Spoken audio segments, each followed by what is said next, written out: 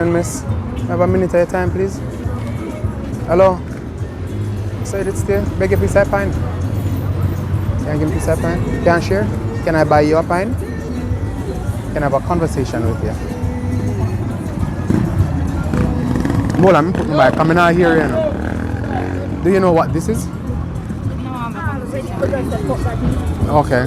You know what this is? I said it still? Alright, she don't want to talk to me. Come here! So a nice lady, the lady will talk to me, yeah? Where have you been?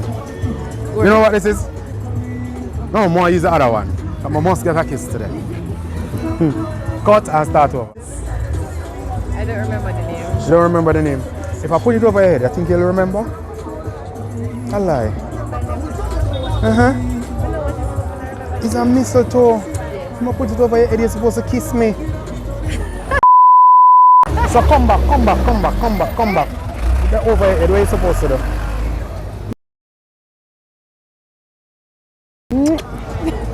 You know what you plan for Christmas? Alright, so I will be around my family. Mm-hmm. So I will enjoy my time with my daddy. Yeah. Your father cook big pot?